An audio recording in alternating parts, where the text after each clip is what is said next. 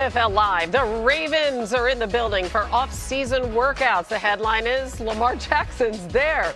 And wait until you hear what Kyle Hamilton had to say about the defense. Plus, we're just 2 weeks away from the draft. Should the Bears, Commanders, and Panthers be in search of playmakers for their young quarterbacks? We have some answers there, and there's nothing more exciting than a draft night trade. We have some possibilities, and one of them actually includes Maxx Crosby. Stick around to hear what our experts think. And boy, experts is the operative word. We have the brain trust here today. I'm Hannah Storm along with Kevin Clark, Bill Barnwell, and Mina Kimes. I mean, how did we get so lucky, people? We're all going to be smarter after this hour. This is new on NFL Live. Miami edge rusher Rueben Bain is visiting with the Chiefs today.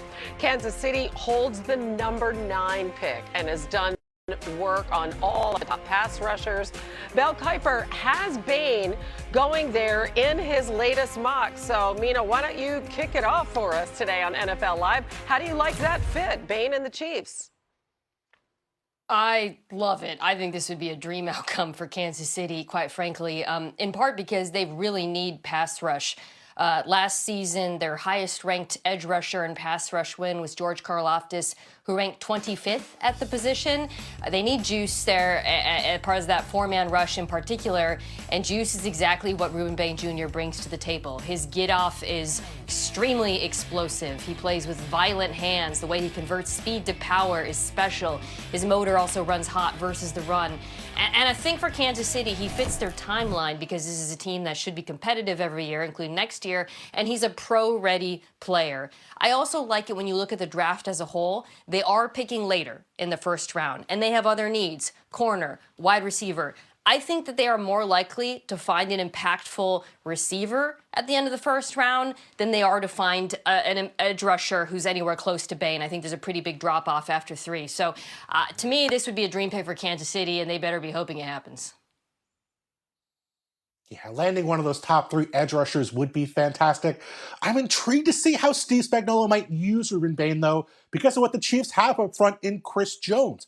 Chris Jones is a defensive tackle in name only. He does play a lot on the inside, but he can pick and choose his matchups on passing downs, and he loves to rush from outside. He's an edge rusher a fair amount of the time, and so that actually fits with what Rueben Bain might be as a pro defender. He can rush from the edge. There are those concerns about his arm length, which we've heard a billion times by now, but I do think he's going to have a stretch in the pros. He's going to be rushing from the interior, rushing against guards, where he can kind of translate that power quickly against maybe some shorter or at the very least, guys who don't have those pro-length tackle arms. And so I think Rueben Bain could be a guy where they sort of flip the defense. You play Chris Jones on the outside sometimes on passing downs, move Rueben Bain inside. That could work with the four-man rush. To me, the most important part of Rueben Bain's fit with the Chiefs is how many big games he excelled in. And that's why Mina mentioned it about the pro-ready type of player he is. I just look at this. He had, and I couldn't believe this stat, if you just take the pressures he had in the college football playoff, 23, and you put them in the ACC, he would have been, just the pressures he had in the playoff would have qualified him to be a top 20 rusher in the country. Okay, that is just unbelievable to me when you just think about what he was able to do against Ohio State, 9 pressures alone. What he was able to do against Notre Dame. We really yeah, I was gonna say. Show this no, I was going to say. He understood how to set up Notre Dame to where he and Mesidor closed that game, won that game. He is a clutch pass rusher. That's a position we don't talk about having clutch traits or needing clutch traits. He was setting up that line all game for the last possession when C.J. Carr got mauled. I'm sorry, that's the only way to put it. He got mauled on that last possession. So it is what it is. What he was able to do against Texas A&M, Ohio State, Indiana, Ole Miss, he's a big game player, and the Chiefs need that because week 1, they're going to need to hit the ground running. Can I just say that about clutch? 25 quarterback pressures in the 4th quarter last season, so that was the most in FBS. All right, we've given him his flowers. He was great against Notre Dame. Let's move on. All right, 10 teams, new head coaches, starting off-season workouts this week. Really, it was the biggest story of the week, and it was at the start of the week. Lamar Jackson, he showed up on the first day of off-season activities, along with Derrick Henry and new addition Trey Hendrickson. A star safety, Kyle Hamilton, spoke about the expectations that their new head coach Jesse Minter has for the defense this season? Him along with Coach Weaver, they've both done a great job so far, just kind of laying out what's been in the past and where we want to go in the future, and how the standard has not been met and upheld, and we need to kind of fix that. Trey Hendrickson should be a big help to that pass rush. It was one of the worst in the NFL last season, and we're talking about the Ravens here, ranking 30th in pressure percentage. How about this? 31st in sack percentage, their lowest sack percentage since 2010. Bill, how can they get to the passer this season? They have to fix things on the interior. One of the guys who was in the mix the prior 3 seasons when they were in the top 10 in sack rate in 22, 23, and 24 was Nnamdi Madubuike, who did not play very much last year after suffering a scary neck injury. They did just not have a replacement for him on the roster. They were 29th in pressure rate from their defensive tackles without him for most of last season. We don't know if he's going to play, and hopefully he's able to come back and be the guy he was in years past. But the Ravens could look towards maybe some help on the interior. Of course, they added Trey Hendrickson this offseason to play on the edge. But I think about someone like Texas A&M tackle Tyler Onwuatem, who might be available on day 2 of the draft. You kind of have to balance that line between maybe we get Madubuike back, maybe we don't, but can we bring in somebody who is going to be a supplement on the interior? Maybe we don't have to blitz as often. Maybe that makes the secondary's life easier. Ravens have to be able to win without blitzing because Jesse Minter wants to keep those guys in coverage and working on the back end. Bill makes a great point about Madubuike. You know, whether or not he returns is kind of one of the big stories of the NFL offseason that's flying under the radar. And it's one of those things where when you watch the draft, you learn more about the team's intentions and their existing roster, because if they don't take a defensive tackle, perhaps it'll signal that there's some comfort in Baltimore that their star interior rusher will return. But there are other needs on this defense quietly that have amassed over the years. Linebacker, I would say, is one, and then pressingly, I would add cornerback. Nate Wiggins has become a true star, but opposite him, you got Chido Awuzie, who came back, or they signed this offseason, and you know, I think that's a position that they could look to upgrade, especially with Marlon Humphrey aging. You know, he's their nickel. Safety, they're set, but it's easy to imagine if they don't upgrade at corner, that being a position that teams go after, as they did at times last year. Life moves very fast when you're talking about NFL rosters, because this time last year, I think we all would have agreed that the Ravens had, if not the best roster, a top 5 roster. Right up there with the Eagles. That's Absolutely. what we were saying. Coming into this saying, where are their flaws? They're going to the Super Bowl, all that. And then Mina just detailed it. They've got holes at basically every level. And Trey Hendrickson is not going to solve everything for them, nor would Maxx Crosby. It would have been a great addition if he was able to come on, but they've still got holes. I talked to Jesse Minter last week at the owners' meetings. He pointed to Malachi Starks. He's a second-year safety out of Georgia.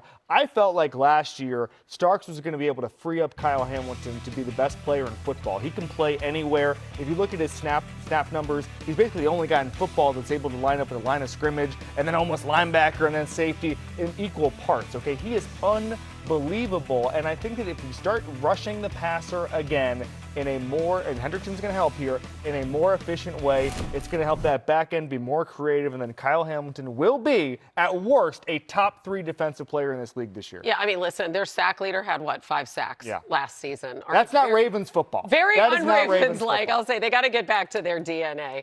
All right, coming up on NFL Live, we are Jaguars hoping to build off a franchise record 9-win increase under rookie head coach Liam Cohen. What a year they had. They did lose their starting running back Travis Etienne and all-pro linebacker Devin Lloyd to free agency. And also worth noting, they don't have any first-round picks, one of 5 teams without one. Their first pick doesn't come until 56. And we know that Cohen and James Gladstone both worked for the Rams under Les Snead. He's a guy who doesn't hang on to his draft picks. They talked about waiting until round 2 to pick, and this is new on NFL Live. You know, Liam's been through with me before. Waited a lot longer before. There is no doubt about it. We've waited longer. There is no doubt. But fun. We were having a blast. 104 was our first pick. Okay. So we at least get to cut that in half a little bit. Yeah. There's I guess a high comfort level there for those guys. Mina, when they do get to draft, what should their priorities be? Where do you see them going?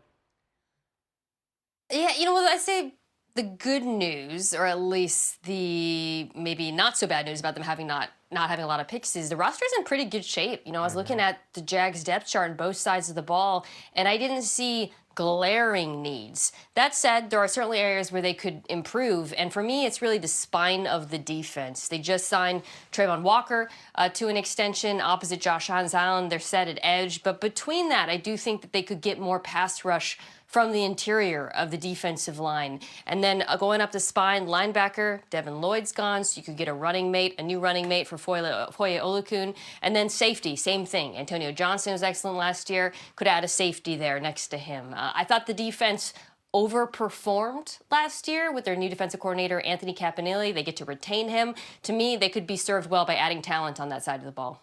Also, apparently, they're getting healthier. Gladstone said that Travis Hunter, as we all know, he missed the second half of the season with that knee injury. He's expected to be a full go by training camp. The question is, Kevin, how do you use him?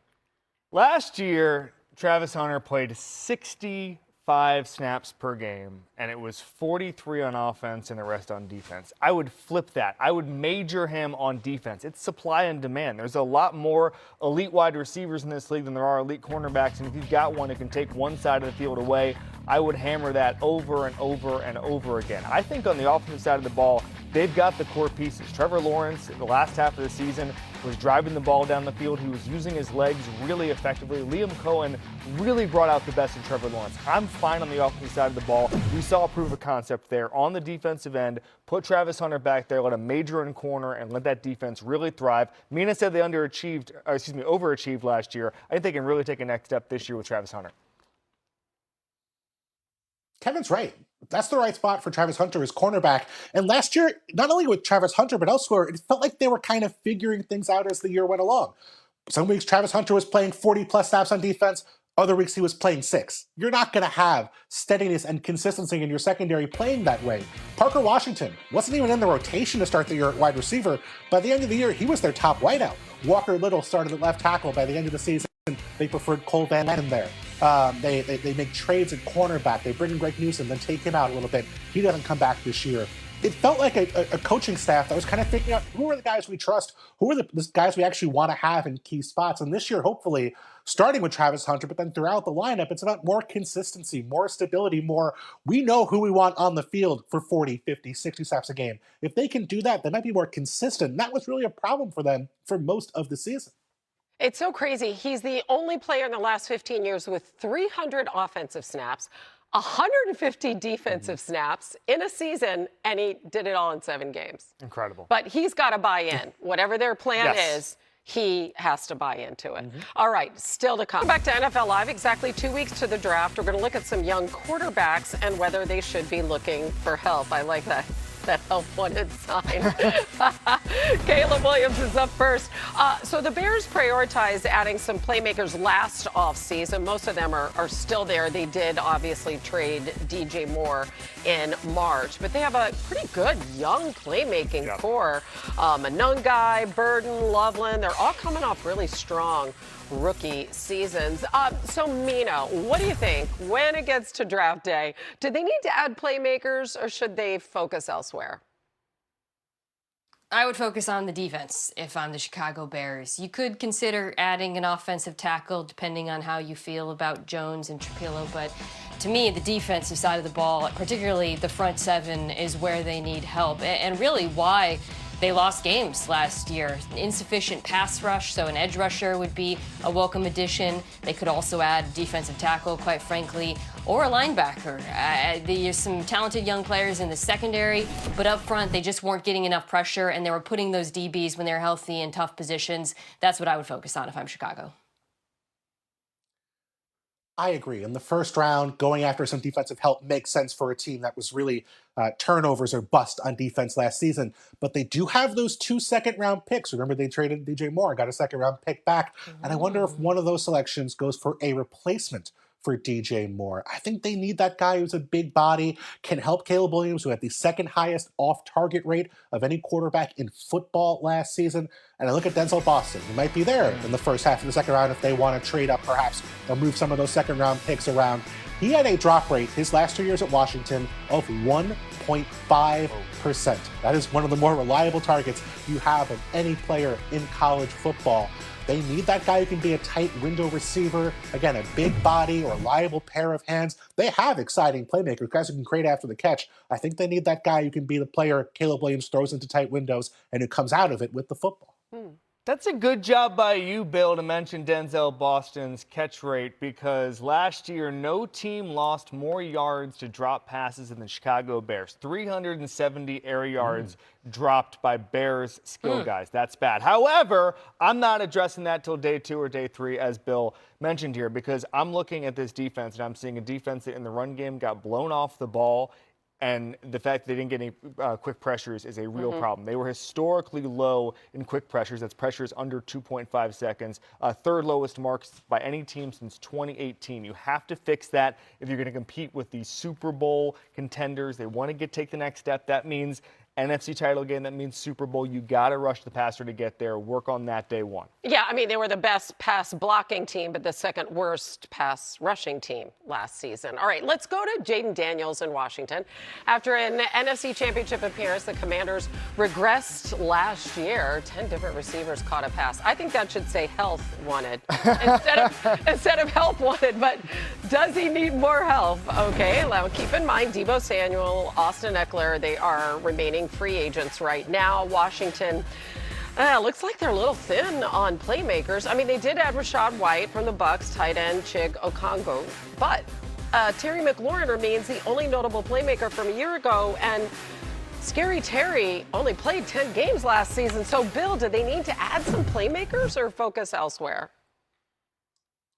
Yeah, I do believe they need to add another wide receiver. We saw them really slip last year on 3rd down and 4th down. They were 4th best in the NFL in Jaden Daniels' rookie season and converting on those downs. Last year when Jaden Daniels was on the field, they were 25th in conversion rate on 3rd and 4th down. And that could be a place they address in the draft, but there is a wide receiver out there, a former 49ers wide receiver, who interests me. And it's not Brandon Ayuk. It's Juwan Jennings, who might be the best free agent left on the market. And if there was anybody who played up on 3rd downs in tight windows when his team needed a conversion, it was Juwan Jennings. He's great after the catch. He's great at muscling through tackle attempts. He's a reliable target. And Terry McLaurin is going to be a special player, obviously, going to create plays that no one else can make on that offense. They like what Chig Okonkwo is going to bring. They're going to have a consistent run game because of what Jaden Daniels brings. But if they are going to run more play action, more under center stuff, I think that plays into Juwan Jennings and what he can do on those key downs. I love Jennings. They need a receiver. I agree with Bill. And where they're picking is really interesting because Carnell Tate, who many people expect to be the first receiver selected, Ohio State also, right, like Terry McLaurin, I think would be a dream fit in this offense. He, to me, is a classic Z. You already have an X in Terry McLaurin, so they would pair well together. I think he can win down, he's got explosive playmaking ability that pairs well with Jaden Daniels' skill set. The only issue in my mind is they're picking right behind Cleveland, who are probably the team most linked to Carnell Tate, in the draft. They also might have the option of taking an edge rusher, and it would be hard to pass up one of them at 7. But Carnell Tate on Washington would be an excellent fit. That's exactly the type of receiver they need in that room. Yeah, an absolute dream fit, right? Kev, you just talked to Dan Quinn about Jaden Daniels. What did he tell you? He told me that, first of all, that the competitive fire within him is something that you're going to see this year that's really special. So that's the first part of it. But more practically, he talked about this new offense. Cliff Kingsbury is gone. David Blah is in. And what that's going to provide, Dan Quinn said, was a lot more play action and deep shots off the play action. Remember, Jaden Daniels was essentially the best deep ball thrower, especially down the slot seams, in the history of college football.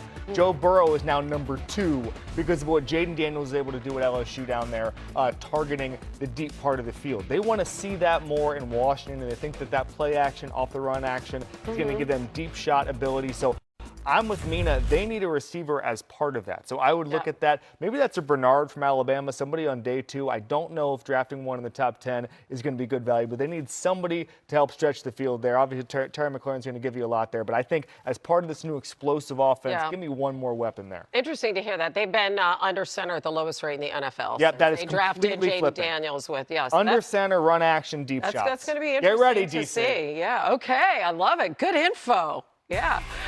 In Carolina, the Panthers are looking to build on their playoff appearance last season. Does Bryce Young need more playmakers to help him as he resurrected his career last year? Well, Carolina, notably without Rico Dowdle, who signed with the Steelers after career year. Obviously, they do have Chuba Hubbard back.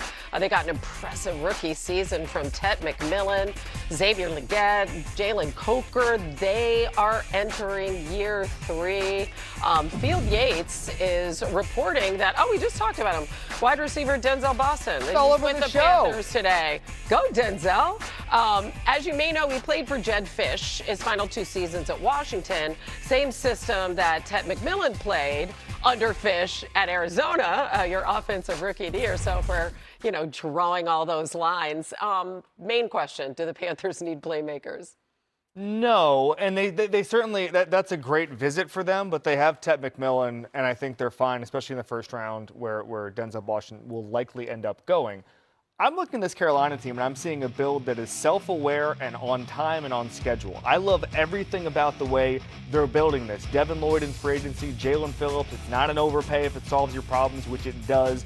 I'm looking at this quarterback, Bryce Young, and I'm seeing potential, if you build it the right way, for almost like a Seattle type of situation where it's above average quarterback play with an awesome roster, and in 2 years we go, boom, this team can really, really compete. It's not going to be this year, I don't think, but every step of the way has made sense to me. I think they go maybe corner, maybe safety. If you want to do a skilled guy, target a tight end, but I think there's more needs than just outside wide receiver type of guy.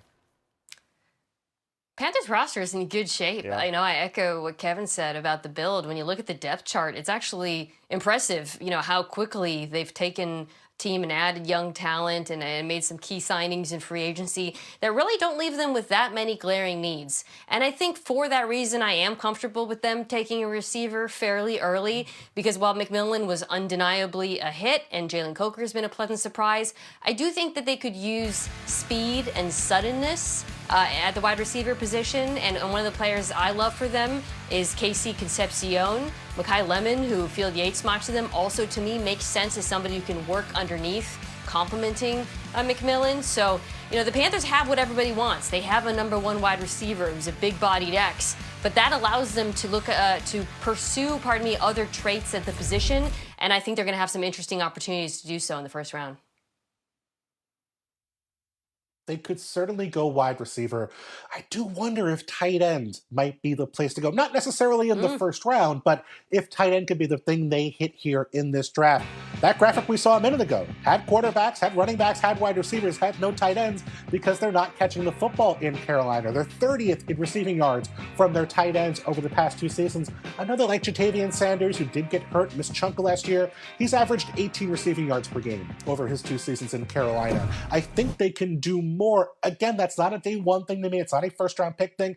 Maybe they look at Kenyon Sadiq, perhaps, but I do think maybe day 2, second round, third round, they can lean towards adding a tight end, someone who can run away from coverage. They have big bodies. They have guys who can win contested catches. Everyone there is 6'4" or taller, but can they get that tight end who stretches the field horizontally, runs away, creates after the catch? That's something I believe they could add. One thing Mina said that piqued my interest, she said that the roster is in good shape. And when I think about the best teams in the NFL, and I'm going to put the Panthers in this, they address their needs in free agency, so there's no screaming need in the draft. I think a little bit about also the Chiefs signing Kenneth Walker, too. Everybody's linking them to Jeremiah Love. Not so fast. You don't have to draft a running back now in the top 10. And I think about, again, the Lloyd signings, the Jalen Phillips signings. They don't have to do anything. There's a very famous quote from Billy Beane in Moneyball: if you have to do something, you're screwed. the best teams are not backing themselves into a corner. They're signing these guys in free agency, and they're able to have wiggle room in the draft. That's why I think if you add a safety, great. If you add a tight end, great. But things are moving apace at Carolina because everything is thought out. Yeah, it's like a complementary piece. And they have, I mean, since our buddy Greg Olson was there, they really haven't had a tight end presence. Only 18 touchdowns since he left in 2020 from the tight end position. All right, coming up, Bill Barnwell put out his annual all trades mock where he proposes trades for every single pick in the draft. So let's get into it, starting with a trade for Maxx Crosby. Poor Max, another destination. Bill, what do you have here? Well, we're sending Maxx Crosby to the Philadelphia Eagles for the Eagles' first-round pick, a third-rounder next year, and Nolan Smith, who was so good for the Eagles in the playoff run to the Super Bowl a couple years ago. Raiders, of course, add a young edge rusher to replace Crosby with some upside. They go out and get a first-round pick to address their roster. They were already about to trade Crosby to the Ravens for 2 first-round picks. That was kind of a reset, time to move on for a young team, for a player who's in his prime. And I mean, I don't have to explain this to Eagles fans. Adding Maxx Crosby, a superstar in the prime of his career, at a position Howie Roseman covets, feels like an obvious move to me from the Eagles side of things. Boy, I sure feel sorry for Max from the Max side of things. But Mina, what do you think of this trade? Oh, I mean, he would be in Philadelphia and potentially on a contender, so I don't know how sorry I'd feel for him in that regard. I would like this a lot for Las Vegas, starting there. I love getting pick 23 because I do think that they would have some shots at receivers there who could be very helpful to the young quarterback, Fernando Mendoza. I think it's a good value given everything that's transpired. And as far as Philadelphia goes, well, Hannah, frankly, it comes down to, do you believe the Baltimore Ravens, right? Right. If you don't, and you feel good about his health, then yeah, obviously, especially since you are in a win-now timeline, and if you think he can contribute this year, that's massive. But if you are skeptical, and based on the lack of news around the league, seems like some teams are, I would be apprehensive of doing a trade.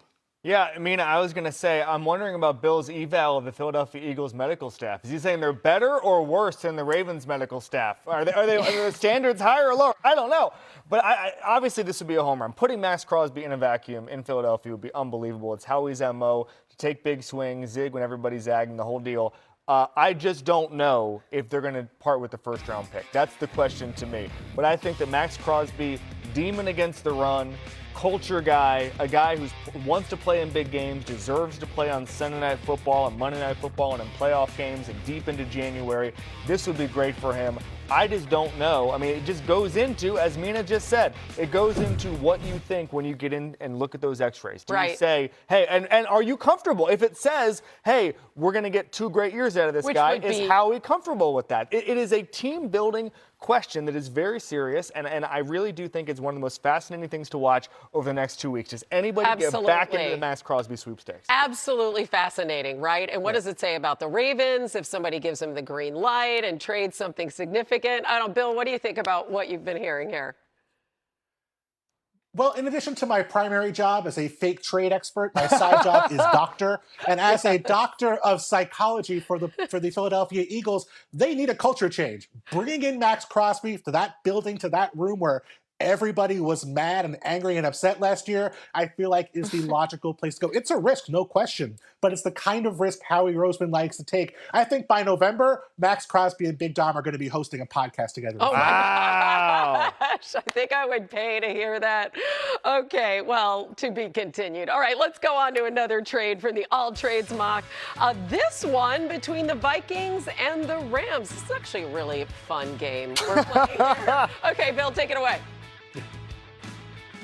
Yep, so the Rams are trading down here, getting a couple extra picks. They are getting a quarterback in J.J. McCarthy, who's going to be their developmental quarterback behind the MVP and Matthew Stafford. Vikings have pretty clearly moved on from J.J. McCarthy by signing Kyler Murray. He's not part of their future. This trade values him around a 4th-round pick level. That might seem a little high given how much he struggled early on last year. But remember, end of the year, 4-game stretch, passer rating over 100. We saw some positive strides. Admittedly, there were some bad defenses on the other side of that that field, but we saw some progress from J.J. McCarthy. Sean McVay has a track record of turning quarterbacks around, improving them, going back to Jared Goff, of course, but Baker Mayfield, I do think that's a logical kind of step for them to make, and they still only move down a few picks and still get another third rounder to add to their mix. So I think a trade that can make sense for the Rams and the Vikings do move up ahead of the Bucs, ahead of the Jets. Probably teams looking at defensive back, they could get the safety of their choice. Maybe even if Caleb Downs drops, that could be a spot for him to land to the Minnesota Vikings. Kevin, what do you think? Bailey, you are the fake trade guru, but even the greats have missteps. Michael Jordan missed shots. Wayne Gretzky missed the net. This is a complete miss. First of all, you mentioned the progress J.J. McCarthy made. I missed it. Sorry, I missed it somewhere. And I also think that Kevin O'Connell has some of the best plays in football. He improves quarterbacks. He's the quarterback whisperer just as much as anybody else in the league. So if he was going to thrive anywhere, it'd also be in Minnesota with, by the way, Justin Jefferson and that infrastructure that we saw Sam Darnold thrive in the year before. So I just don't think this is a good change of scenery. I don't think it's worth the pick swap, even throwing in the third-round pick. I just don't think it's that kind of value. If you're taking on J.J. McCarthy right now, it's not involving swapping first-round picks. It would be a mid- or late-round pick at best. I also just don't think that he's ready to be an heir apparent somewhere. I don't think going into a system right now and learning all of that, I just don't think that's healthy for anybody. I think the best option here is for J.J. McCarthy to go back to Minnesota, compete with Kyler Murray, lose the quarterback competition, which he will, but then learn and give it another go next year. I don't think a trade is going to work because Kevin O'Connell can do anything Sean McVay can do at the quarterback position. So I actually don't dislike this, setting aside the actual compensation and pick change. I like the idea of McCarthy going to the Rams, and I think it would lessen the pressure, obviously, on him to play immediately. You'd have incredible development in that system. He could no longer go by 9 because they got a 9 at quarterback already. It's a win-win in that regard. Where I get a little bit nervous, it's actually you're not really giving up a ton, right, because of the movement is small and the draft pick. But for the Rams, that's actually like a bit of a crucial change because I do think the Rams in the first round should be taking a wide receiver or even maybe a tight end. And if they were to drop to 18, suddenly you're picking behind Baltimore and the Jets, two teams that are probably going to take one of those players that I think they would add. So I do worry about that particular movement, Bill. But as far as the player, maybe elsewhere in the draft you would consider making a trade because I do think it makes sense.